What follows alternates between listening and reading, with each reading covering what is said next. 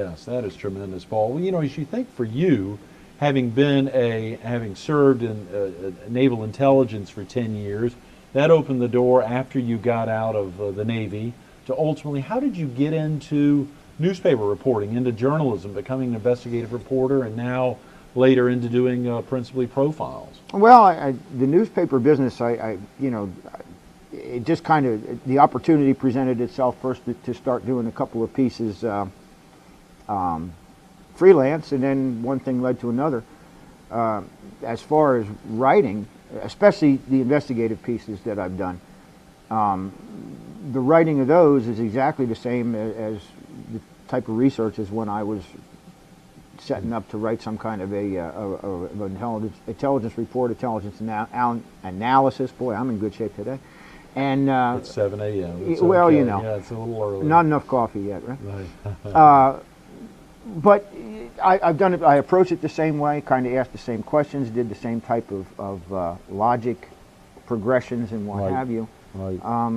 Now the profiles, or sports are sports, because I'm a sports fan and I love sports. Sure. The profiles, for some reason, and I frankly don't understand it, and I just seem to have a knack for them. Oh, you do? Absolutely. Of course, you had done this. Tomorrow we've got Dr. Hilda Merritt Carter with us, who's a photojournalist with the Myrtle Beach Herald. I know you had a 5.5-year run at the Myrtle Beach Herald in 4 weeks.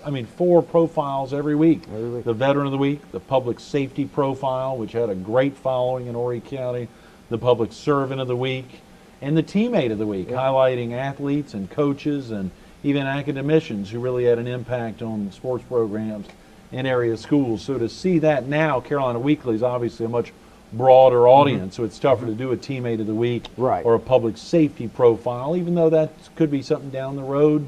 There may even be other profile opportunities, but 5 a week, that's a heck of a lot of writing, Paul, particularly the intensity of a profile. Actually one-on-one with somebody, unlike necessarily a sports coverage. You don't have to attend all football or swimming meets or tennis games to be able to properly cover a sports event. You don't have to be able to cover it, but for a profile, you've got to be able to have that one-on-one interaction with a lot of folks, or to get on the phone with them, or you got to talk to them. There's no doubt about it. Right. But also, that all kind of follows a pattern. Although I never go in with any preconceived notions or really preconceived questions, other than to start the conversation. I let the conversation take it wherever it's going to go.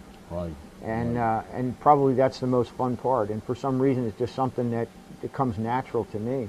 Yeah. But if I were doing you, we may never get beyond your time at Wake Forest, for example. Oh. Interesting things would have happened to you at Wake Forest University, right. Or maybe we'd never talk about that. You're right. However the conversation evolves, and whatever's important to the individual comes out in that conversation.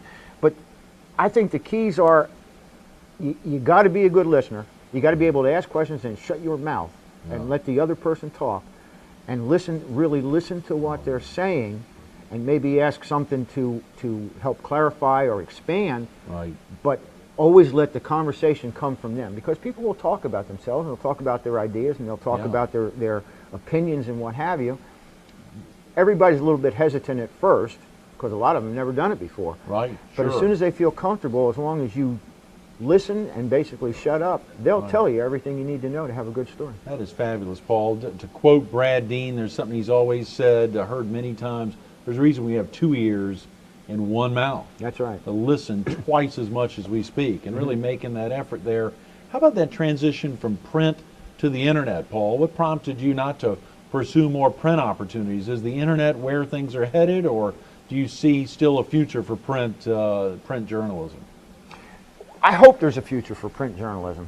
And maybe that's just my age, because I, in the mornings, had that paper, got used to having that paper. When I was a kid, it was mornings and evenings. The internet's obviously the future. Obviously. Right. You reach so much more quickly. Right. Much more easily.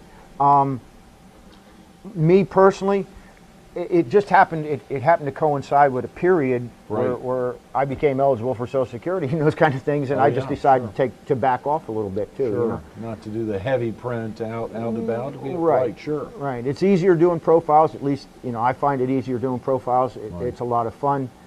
It's not an awful lot of hard work. It can be a lot of work, but not hard work. Not Yeah. digging and driving and confirming and this and that. It's just talking and typing basically. And so it's more fun. It's just the right time in my life. Had I been in my 40s, maybe I wouldn't have made that switch. Right. Sure. Or maybe I would have made it sooner. Like Paul, like your son, who's now a sports editor. How about the preparation for interviewing your folks? Did you get both your mother and father on the phone, or was that principally your dad? No, both of them. You got them both on the Oh phone? yeah. There's things I had to ask my mother. Like for example, what was it like? What was it like setting up a wedding when you only had 2 weeks' notice to set it up? Because they weren't. They weren't positive until he actually hit shore in the United States what his separation date or his discharge date would be. Right. And he had to travel across the country, landed in San Francisco, travel across the country to Pennsylvania to get discharged. And yet you have to come up with a wedding date. What was that like? And what happened? Yeah, Wow. I talked to both of them, sure. Wow. How exciting. Can you think of a handful of folks in the Carolinas that you want to make sure to get for Carolina Weekly? Are there some folks you're really itching to get? Is there anybody you really want to interview that you haven't yet lined up for Carolina Weekly, whether for the Veteran of the Week? You've had some amazing veterans. Folks need to go online to Carolina Weekly and scroll through. I know Carolina Weekly is only a couple of months old, but there's some fascinating folks in there, whether it's the Public Servant of the Week or the Citizen of the Week. Is there somebody out there that you're really itching to get over the next, that we can expect to see at CarolinaWeekly.com, or that we all need to be working to help line up? Well, I don't know about expect to see. Itching to get. I would love to do the new governor. I would love to do Sanford. Right, Mark Sanford on his. This is his last couple weeks heading out. His last few weeks. Well, his last few days actually. Right. Right. I'd like to do both of those. Give Sanford a chance to do a reprise on his career, and the new governor Haley a chance for what we might look at. Sure. We did the Secretary senatorial of State. Yeah, Elaine Secretary of Marshall, State yeah, and the sure. senatorial candidate in North Carolina. It's really no different than doing a local politician, Right. except that the issues are different. Yeah. But the people are basically the same, Right. I'll tell you the truth, one person I really would love to do as a citizen, I guess a citizen of the week would be the category fit. I'd love to be able to do Richard Petty someday. Be fabulous. Yeah. Now I got to tell you this, my son's already done them. Your son has already interviewed Richard Petty. Petty Old number has 43. he has a car in the what is it, IHRA? The Hall of Fame. Not right. that's the hot rod. That NHRA. no, yeah, it's not the Hot Rod Association, but the one that has the Indy cars, the Right. Indy car circuit, whatever Yeah. that's called. Well, he runs an Indy car, and it was run up there at Indianapolis, and Paul did him,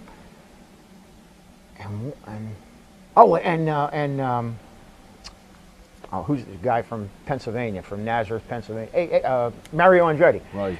He interviewed them both together. They actually were side by side in pit row, their cars. Wow. And so he got Mario Andretti and Richard Petty in a joint interview this past year at the Indianapolis race, and I thought, I'd love to do Richard You'd Petty. follow up on your son's tremendous interview. Paul, I'm embarrassed to say I wouldn't be doing my interview job if I didn't wrap it up.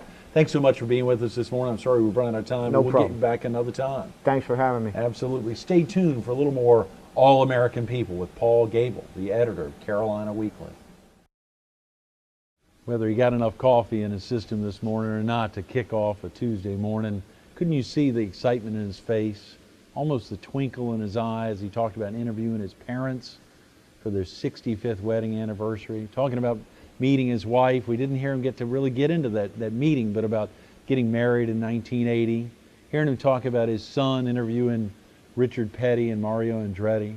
Hearing him talk about family, the excitement there as Paul gets out and prepares for all of his interviews. He thinks about different aspects of family life that tie into people. People, as he said, are willing to talk about themselves. They'll get out there. It's just getting them to open up a little bit, spending that time on the phone We'll get Paul back another time to talk about some of his most exciting interview subjects in the past, as well as some fascinating investigative reporting he's done all over the Carolinas, throughout the country.